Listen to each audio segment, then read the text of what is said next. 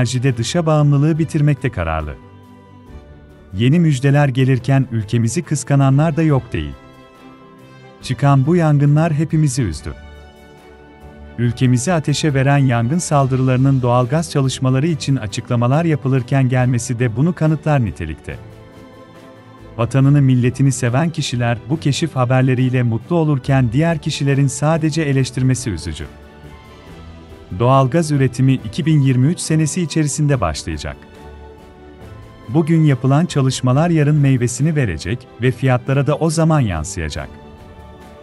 Önemli olan yerli ve milli madenlerimizden en üst seviyede faydalanmamız. Bugüne kadar bu gazın keşfedilmemiş olması da asıl tartışılması gereken nokta olmalı. Türkiye'de son 20 senedir ciddi bir kalkınma olurken geçmişte neden bu keşifler yapılamadı diyerek üzülüyoruz. Bu keşifler geçmişte yapılmış olsaydı şu an farklı konuları konuşuyor olurduk. Geçmişi kenara bırakıp bugünün gerçeklerine bakalım. Karadeniz gazında geriye sayım sürüyor. 2022 yazında deniz tabanına sereceğimiz 169 kilometrelik boru hattının ilk üretimleri başladı. Boru hattı rotaları belirlendi. Korozyon testleri tamamlandı. İnşaatı yapacak gemilerin teknik yeterlilikleri belirlendi. Karadeniz'de 540 milyar metreküp doğalgaz keşfedildi. Türkiye Petrolleri Anonim Ortaklığı'nın Karadeniz'de, ultraderin denizde gerçekleştirdiği arama çalışmalarında bugüne kadar toplam 540 milyar metreküp doğalgaz keşfedildi. Sakarya Gaz Sahası Geliştirme Projesi'nin detaylarına gelin beraber bakalım. Deniz altında kurulacak doğalgaz üretim sistemi, Filyos kıyısında kurulacak bir işleme tesisi ve bu iki üniteyi birbirine bağlayacak boru hatlarından oluşuyor. Bu yıl 135 milyar metreküplük rezerv keşfedildi. Fatih sondaj gemisinin Amasra 1 kuyusunda yaptığı keşifte 135 milyar metreküp doğalgaz keşfettiğini belirten Cumhurbaşkanı Recep Tayyip Erdoğan, Türkiye'nin enerjide dışa bağımlılığı bitirmekte kararlı olduğunu söyledi. Geçen yıl 405 milyar metreküplük rezerv keşfedildi. Karadeniz'de çalışmalara başlayan Fatih sondaj gemimiz geçen yıl toplamda 405 milyar metreküplük gaz rezervi keşfetti. Sondaj gemisi kiralama usulü geride kaldı. Kendi gemimizde araştırma ve sondaj yapıyoruz, bunun altını çizmekte fayda var. Yerli ve milli çalışmalar sayesinde yıllardır bulunamayan gaz ve petrol Karadeniz'de keşfedilmiş oldu. Bu konuda gözümüzü açmalıyız. Yabancı yatırımcılar yerine yerli firmalara ve yerli kaynaklara öncelik vermeliyiz. Unutmamalıyız ki el elin eşeğini türkü söyleyerek arar. Atalarımız boşu boşuna dememiş. O atasözler doğru sözler. Önce yerli ve milli demeliyiz. Karadeniz'deki doğalgaz keşfinde önemli zorluklardan biri geçildi. Keşfedilen doğalgaz yakılıyor.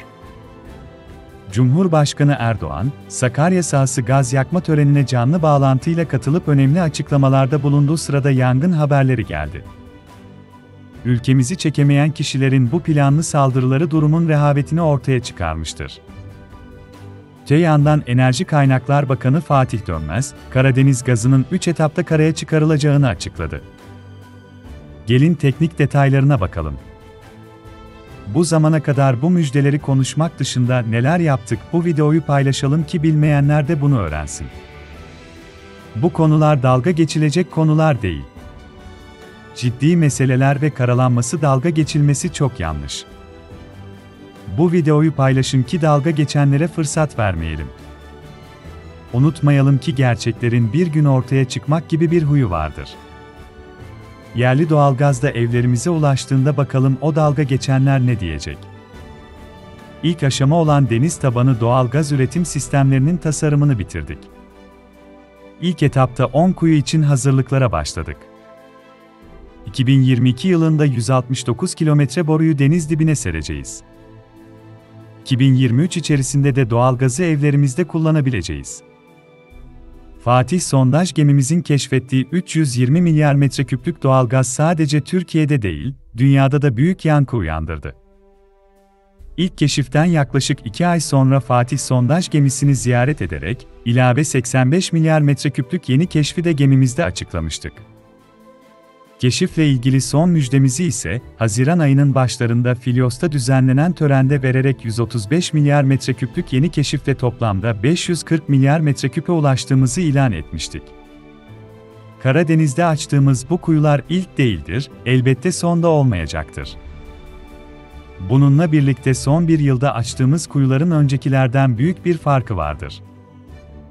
Daha önce bu işleri uluslararası şirketlerle birlikte kiralama usulüyle yürütüyorduk, artık öncekilerden farklı olarak bu işleri kendi gemilerimiz ve kendi insan kaynağımızla yapıyoruz. Sondaj konusunda ulaştığımız teknik yeterlilikle dışa bağımlılığımızı sona erdirdik. Araştırma ve sondaj gemilerimizi filomuza dahil ettik. Bu gemileri, tersanelerimizdeki bakım ve geliştirme işlemlerinin ardından kendi sınıflarının en iyileri arasına soktuk. İnşallah yakın zamanda Karadeniz gazının devreye girmesiyle kaynaktaki dışa bağımlılığımızı da önemli oranda azaltacağız. Bu işler bir günde, bir gecede olmadı. Arkasında yılların emeği, ortaya konan güçlü irade ve milletimizin desteği var. Yaptırımlarla, tehditlerle, şantajlarla, yıldırmalarla biz engellemeye çalıştılar ancak hiçbirine eyvallah etmedik. Kararlı duruşumuzdan geri adım atmadık. Eğer biz o günün şartlarında yerli ve milli imkanlarla bu operasyonları hızlandırmasaydık, son yıllarda elde ettiğimiz başarıları başkalarının insafına bırakmış olacaktık. Akla hayale gelmeyecek türlü bahanelerle attığımız her adımın önü kesilecekti. Hamdolsun bunların hepsi geçmişte kaldı. Artık Barbaros Hayrettin Paşa ve Oruç Reis sismik araştırma gemilerimiz denizlerimizin altını tarıyor. Fatih, Yavuz ve Kanuni de sondajlarını yapıyor. Bugün sismik araştırma ve sondaj çalışmalarında son bir yılda geldiğimiz noktanın önemli bir dönüm noktasını da geride bırakacağız. İkinci aşamada yüzeyden kontrol edilen akıllı vanalar ve deniz tabanı test vanaları devreye sokuldu. Son aşamada da yüzey test ekipmanları ve flare ile gaz akışa verildi. Bütün bu operasyon, toplamda 247 saatlik bir akış sürecinde gerçekleştirildi. Karadeniz gazının ilk fazını 2023'e yetiştirmek için hem masa başında hem de sahada büyük bir emek harcanıyor. Proje elbette kendi içinde doğal ve teknik zorluklar içeriyor. Hamdolsun şu ana kadar iyi bir planlama ve detaylı iş takvimiyle hedeflerimizden herhangi bir sapma yaşamadık. Bundan sonrası için de çalışmalar aynı titizlikle devam edecek. Diyarbakır'da petrol kentimiz olacak. Videonun başında da dediğimiz gibi Diyarbakır petrol denizinde yüzüyor. Görüşlerinizi videomuzun altına yazın. Siz bu petrol çalışmaları için ne düşünüyorsunuz? Bu yapılan çalışmalardan memnun musunuz? Betonla kapatılan petrol kuyuları için ne düşünüyorsunuz? Kaliteli ve ilham verici videolar hazırlamak için girdiğim bu macerada benimle birlikte olmak için kanalıma abone olabilirsiniz. Bizi izlediğiniz için teşekkür ederiz. Sağlıcakla kalın. Selam ve dua ile.